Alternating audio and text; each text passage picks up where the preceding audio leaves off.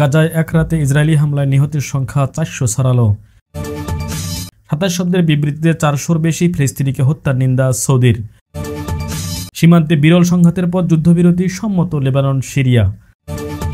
গাজা জুড়ে ফের ভয়াবহ হামলা, ইসরায়েলের নিহত অন্তত 59। হন্ডুরাজে বিমান বিধ্বস্ত, নিহত অন্তত 7।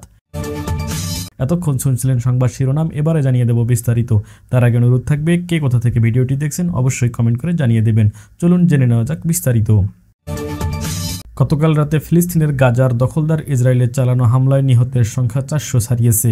এছাড়াও আহত হয়েছেন অন্তত 660 জন। মঙ্গলবার সর্বশেষ আপডেটের তথ্য জানিয়েছে গাজার স্বাস্থ্য মন্ত্রণালয়। তারা বলছে, ইসরায়েলের হামলায় 413 জন প্রাণ হারিয়েছেন।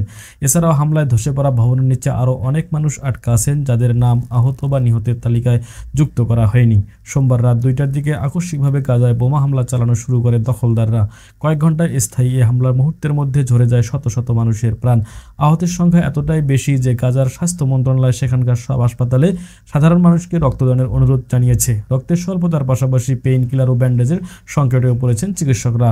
গত 17 দিন ধরে গাজায় সব ধরনের ত্রাণ ও সহায়তা প্রবেশ বন্ধ করে রেখে ইসরায়েলি দখলদার আর সেখানকার মানুষকে সবকিছু থেকে বঞ্চিত করে বর্বর ও কাপুরুষিত হামলা চালিয়েছে তারা।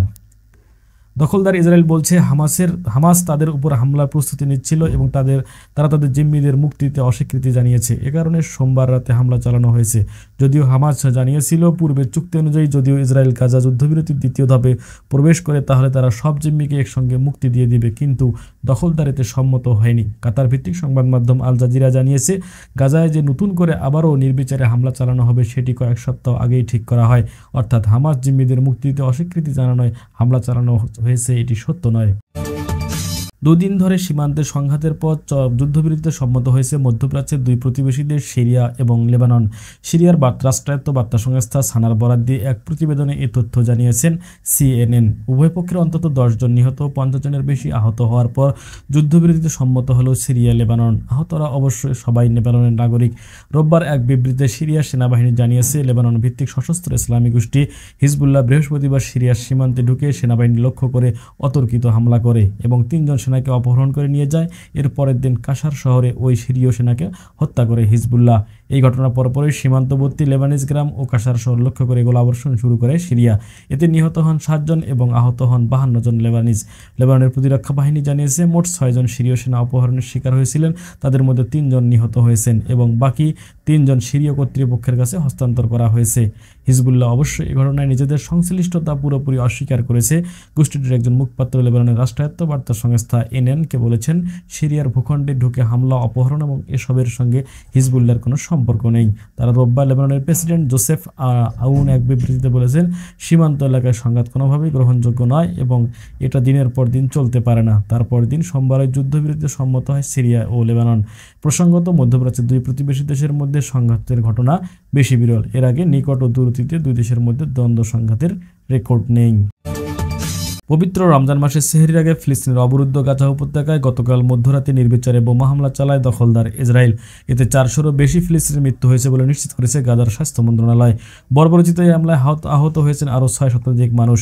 ভয়াবহ এই হত্যাকাণ্ডের নিন্দা জানিয়েছে মুসলিম বিশ্বের সবচেয়ে ধনী ও ক্ষমতাধর দেশ সৌদি আরব। 27 শব্দের ইংরেজি এই বিবৃতিতে দেশটির পররাষ্ট্র মন্ত্রণালয় লিখেছে, ইসরায়েলি দখলদার বাহিনীর আগ্রাসন পুনরায় শুরু করায় এবং নিরস্ত্র বেসামরিক জনবসতিপূর্ণ এলাকায় তাদের সরাসরি বোমাবর্ষের তীব্র নিন্দা জানাচ্ছে সৌদি আরব।